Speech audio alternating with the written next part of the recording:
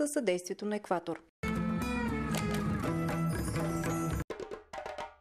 Вие сте с предаването Професия турист. Здравейте!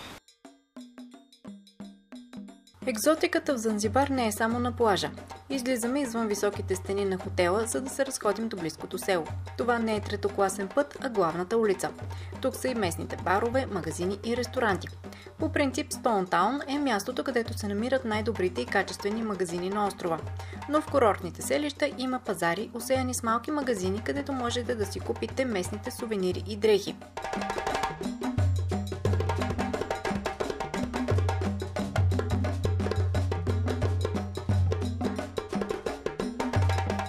Какво всъщност да пазарувате от Занзибар?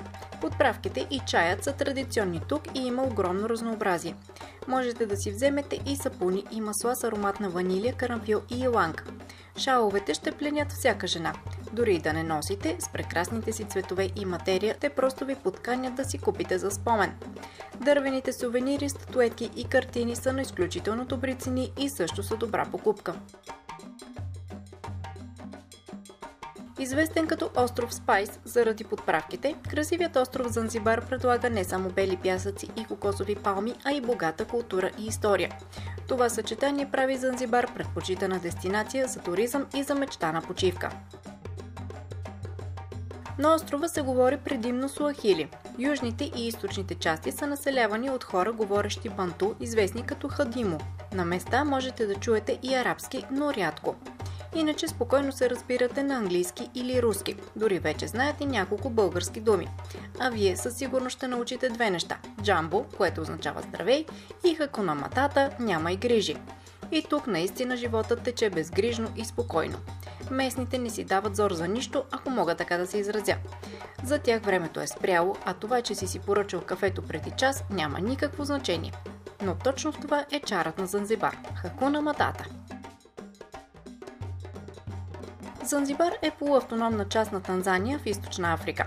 Състои се от два големи острова – Занзибар и Пемба, както и много по-малки. Доскоро Пемба не е представлявал интерес за туристите, но сега се очертава като изключително луксозно място. Там са най-скъпите хотели и място за пълен релакс. Там няма рибарски лодки или търговци на джапанки по плажа. На Пемба често отсядат световно известни личности и изключително богати хора, търсещи спокойствие. Занзибар практически е недокоснат от масовата култура. Занаятчиите произвеждат стоките си по същия начин, както са го правили и техните предци. Местните ревностно пазят традициите и ги предават от поколение на поколение. По пътя минаваме през малки селца. Наблюдавайки живота в тях, преосмисляме много аспекти от нашия живот. Казват, че щом кракът ти стъпи за първи път на острова, започва да те дебне опасност. И то не от друго, а от желанието да останеш тук завинаги. Чужденците на острова стават все повече, включително и българи. Дошли тук на почивка се влюбват в това място и просто не си тръгват. Кристално чистите води на Индийският океан, белите плажови и коралови рифове, топлите усмивки и широко отворени сърца на местните омайват съзнанието и те кара да се обърнеш към първичното в себе си. Най-подходящото време за идване в Занзибар е през сухия сезон от януари до март и от юни до октомври. Климатът е слънчев и приятен. От март до май е сезонът на дългите дъждове, а ноември и декември са късите. Но като цяло времето винаги е непредвидимо. Преди развитието на континенталните пристанища в източната част на Африка, Занзибар е бил търговски център на региона. Икономиката на острова сега зависи от селското стопанство и риболова. Плодородната почва и благоприятният климат позволяват производството на разнообразни тропически култури, като най-значими са карамфил, кокосови орехи, ориз, маниока и тропически плодове. Риболовът заема важна част от живота на местните. Той е не само начин на препитание, но и част от културата на острова. Имаме късмет да присъстваме на някакъв странен ритуал за ловене на риба.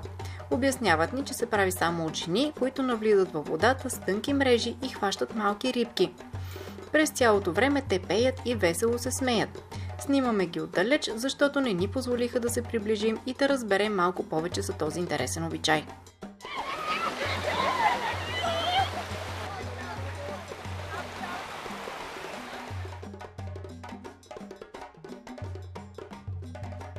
Занзибарци купуват риба, която е уловена днес и я приготвят на същия ден.